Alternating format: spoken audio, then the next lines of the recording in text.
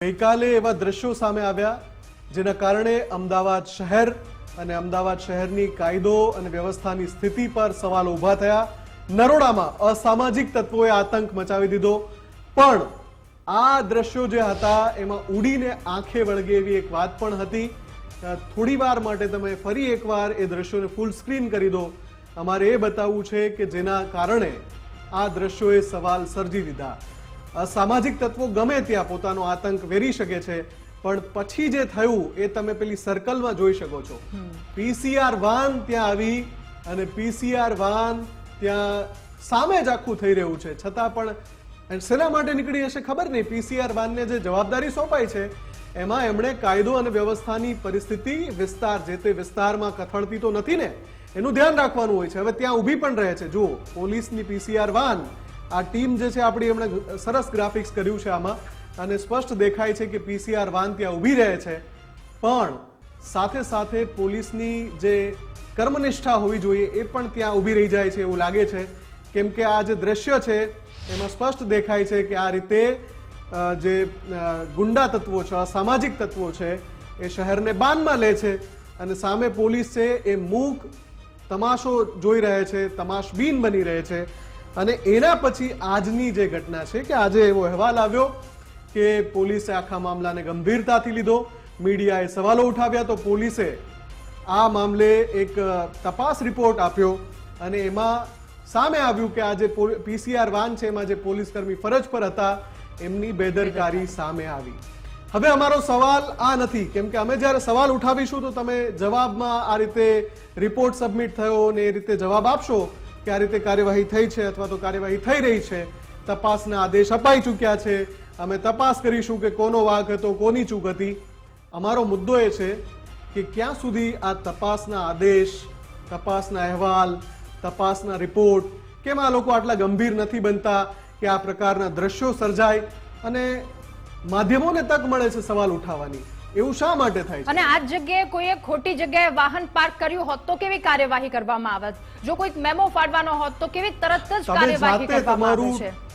દ્વિચક્રી વાહન લઈને ક્યાંક જે ભીડભાડ વાળો વિસ્તાર છે કે જ્યાં પાર્કિંગની મનાઈ છે ત્યાં તમે મૂકો એટલે જે ખાનગી એજન્સીને કામ સોંપાયું છે 5 મિનિટમાં તમારું વ્હીકલ ઉપાડી લે, અને સૌથી ઝડપથી કામ કરતું હોય તો એ આ જ છે। 5 મિનિટમાં ગુંડા તત્વોને કેમ નથી ઉપાડી શકતા? બિલકુલ, ત્યાં શરમ 5 મિનિટમાં તમે કોઈ એક સામાન્ય માણસ 10, 12 કે 15,000 ની કમાણી કરતો હોય, એની પાસેથી 100, 200 કે 500 લેવાના હોય, તો તમારા પેલા એજન્સી વાળા ફટાક કરતું 5 મિનિટમાં વાહન ઉપાડી લે છે, તો અહીંયા તમે આ સામાજિક તત્વોને કેમ નથી ઉઠાવી શકતા?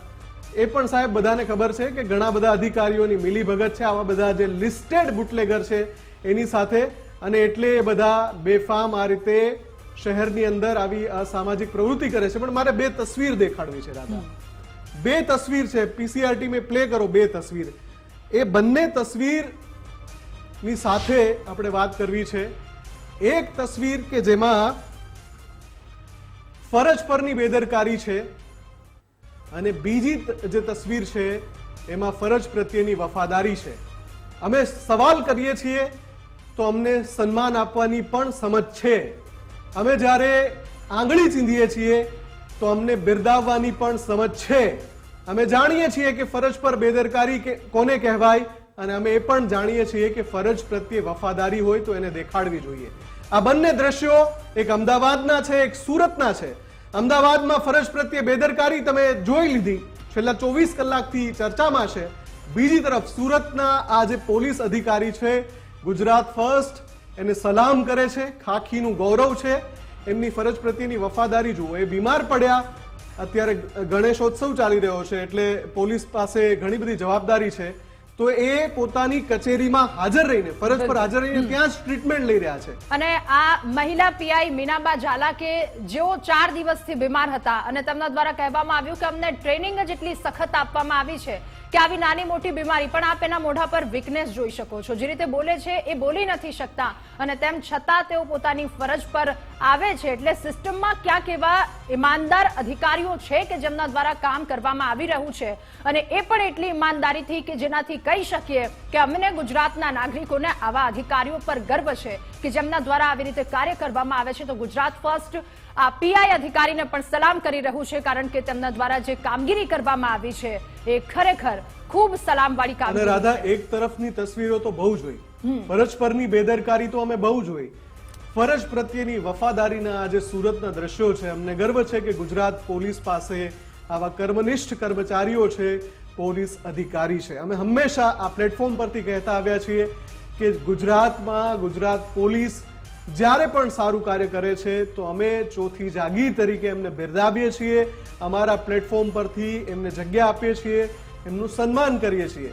પણ અમારો મુદ્દો એ છે કે પહેલી તસવીરની જગ્યાએ બીજી તસવીર ક્યારે હંમેશા જોવા મળશે. એટલે જ અમે કહીએ છીએ કે તપાસ અહેવાલ ઠીક છે, તસવીર બદલો સાહેબ. બિલકુલ. અને આવી કામગીરી કરવામાં આવે છે, આમ કરીશું તેમ કરીશું, આવા વાયદા રહેવા દો અને કામગીરી કરો. જે રીતે બીજી તસવીર છે એ ખરેખર ખૂબ વધારે